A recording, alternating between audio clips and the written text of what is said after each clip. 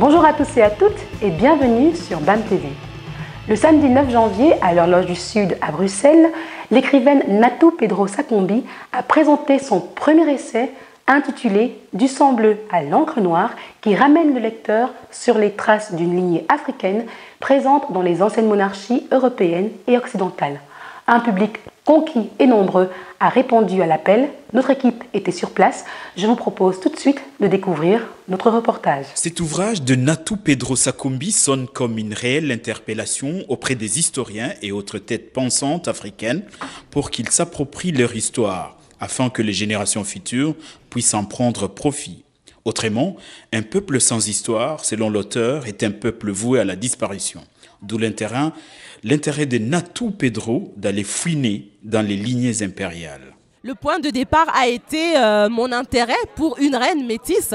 Je me suis posé la question de savoir pourquoi les origines de cette reine n'étaient pas clairement définies dans les manuels d'histoire et pourquoi il y avait comme un espèce de tabou autour de cette reine-là.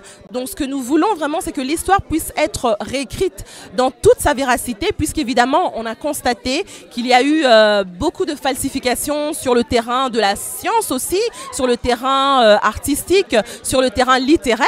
Et nous voudrions vraiment démarrer un travail, si ce n'est déjà pas fait, démarrer un travail de reconstruction historique afin que nous puissions nous reconstruire nous-mêmes. La reconstruction, voilà, les mots est bel et bien lâchés. Mais un peuple dont l'histoire a été sciemment occultée mérite cet ouvrage car selon Natou Pedro, le vide historique est ainsi comblé. C'est vraiment un travail important parce que nos enfants, un jour ou l'autre, vont nous poser la question. Moi, j'ai une fille de 6 ans qui me pose des questions par rapport à mes origines. Donc, j'imagine qu'on aura 12, 13, 14, 15... Non, il faut vraiment que ce travail soit fait. Et ce genre de bouquins sont faits pour ça. Et justement, pour exciter cette imagination-là, je me suis dit, il faut écrire un livre de fiction qui traite de ces choses-là. Mais ce n'est pas une fiction juste pour laquelle j'ai trouvé des idées comme ça en l'air. Non, je me suis inspiré de ce qui a existé déjà dans l'Afrique par le passé pour faire une fiction, les chroniques de l'Ampianto. Et justement, dans ce travail de recherche, l'auteur ne s'arrête pas en si bon chemin.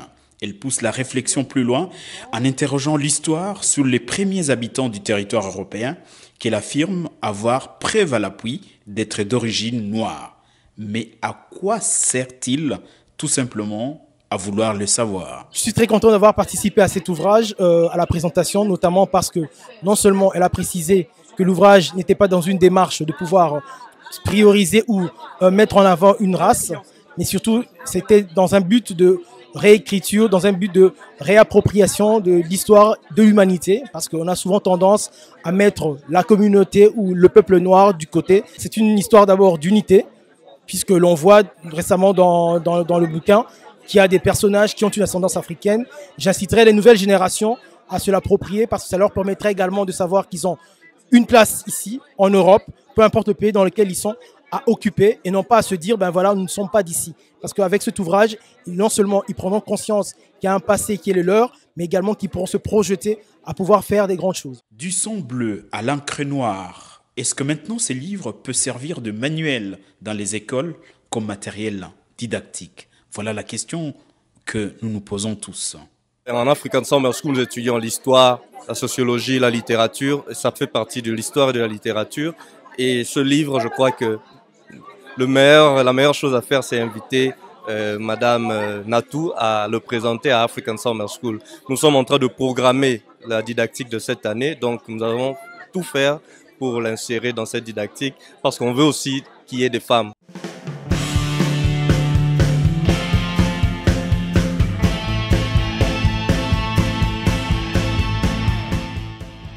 J'ai pas encore lu le livre, hein, je ne peux pas donner. Je l'ai acheté, là, je viens de l'acheter.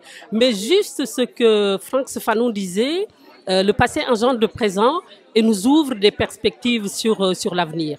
Donc, je pense qu'elle a revisité le passé. En revisitant le passé, elle nous parle aussi du présent et du futur que, voilà, ensemble, entre les communautés, nous devons affronter pour avancer dans la vie. J'ai aimé, mais je pense que c'est juste qu'un début parce qu'il y a des questions derrière ce livre qui doivent vraiment se poser.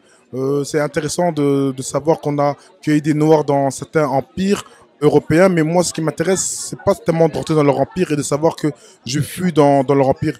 Ma fierté aujourd'hui à moi, c'est d'imposer que moi, j'ai fait partie d'empires africains qui ont construit des grandes choses. J'ai besoin de valoriser ma communauté. Et pour ça, si jamais on me montre en Europe, en Afrique, aux États-Unis ou bien dans n'importe quel continent du monde, l'implication des Noirs à la création de grandes choses, là, ça me fait plaisir et ça m'apporte à moi une fierté que je peux transmettre à mes jeunes et que demain, ils seront fiers d'être ceux qu'ils ont été. C'est une histoire qui dérange, une histoire qui a été occultée et donc avec un ouvrage comme le sien, on sort de cette cécité en réalité. Et donc les gens ne sont... Voilà, je pense qu'il va y avoir une ouverture de certaines personnes, mais bien sûr, elle va être heurtée à une fermeture.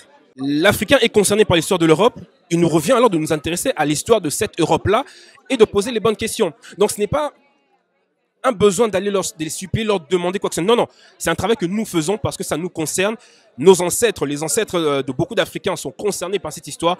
Donc il est important que ce travail soit fait pour nous d'abord. Donc il n'est pas fait en direction des Blancs, il est d'abord fait en direction des Africains pour nous connaître nous-mêmes et nous reconstruire nous-mêmes grâce à nos recherches, grâce à nos auteurs, grâce à nos scientifiques. Comme je le dis souvent, l'éducation que beaucoup ont eue, c'est vraiment une éducation coloniale.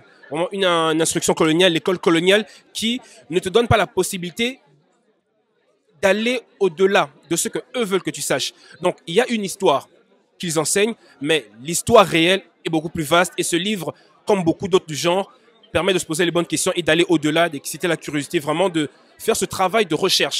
Je ne m'attendais pas à avoir autant de monde. C'est vraiment une excellente surprise et je vois que les gens sont vraiment ouverts par rapport à cette problématique de la falsification historique. Et voilà, j'espère que beaucoup auront la même démarche que j'ai eue parce qu'il ne faut pas spécialement être historienne pour chercher à savoir un peu plus sur son histoire, sur l'histoire en général. Et j'espère vraiment qu'à partir de cet ouvrage, beaucoup continueront ce travail de recherche que j'ai commencé ou bien voilà, étofferont un peu plus. Wow.